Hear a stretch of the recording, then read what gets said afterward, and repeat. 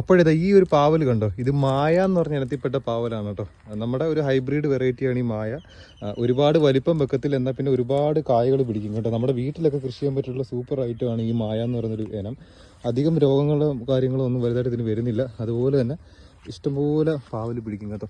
ഞാനിവിടെ ആദ്യമായിട്ടാണ് ഇത് കൃഷി ചെയ്ത് നോക്കിയത്, എങ്കിലും ഒരു 100% ഇത് സക്സസ് ആണ് കേട്ടോ. ഈ ഒരു പാവൽ ഒരുപാട് വലുപ്പമില്ല കേട്ടോ, എങ്കിൽ പിന്നെയും ഇഷ്ടംപോലെ പാവലും പിടിക്കും. നല്ല ടേസ്റ്റാണ് കേട്ടോ. ഇവിടെ എല്ലാം പാവൽ പിടിച്ച് കിടക്കുക. ഞാനൊരു 4 ചുവട് പാവൽ ഇവിടെ നട്ടിട്ടുള്ളൂ. ഒരു 10-350 ഗ്രാമൊക്കെ തൂക്കം വെക്കുന്ന പാവലുകളാണ് കേട്ടോ. അപ്പോൾ ഈ ഒരു ബ്രീഡിൽ ഞാൻ ഫുള്ളി സാറ്റിസ്ഫൈഡ് ആണ്. കാരണം ഇഷ്ടംപോലെ പാവലാണ്. നമ്മൾ ഏകദേശം ഇവിടെ നിന്ന് ഒരു 10-18 കിലോ പാവൽ ഒരു 3 ആഴ്ചക്കുള്ളിൽ പറിച്ചു കഴിഞ്ഞു കേട്ടോ. അത് ആദ്യം പിടിച്ച് തുടങ്ങിയിട്ടേ ഉള്ളൂ, 3 ആഴ്ചയായിരുന്നേ ഉള്ളൂ പിടിച്ച് തുടങ്ങിയിട്ട്. എന്നിട്ട് നമ്മൾ ഇത്രയും പാവലൊരു 4 ചുവടിൽ നിന്ന് നമ്മൾ പറിച്ചത്. ഇവിടെയൊക്കെ കായായി കിടക്കുവാണ് കണ്ടോ. എല്ലായിടത്തും കായാണ്, ഇവിടെ എല്ലാം ഉണ്ട്. ചെറിയ ചെറിയ കായകൾ പിന്നെ കിടക്കുന്നുണ്ട്.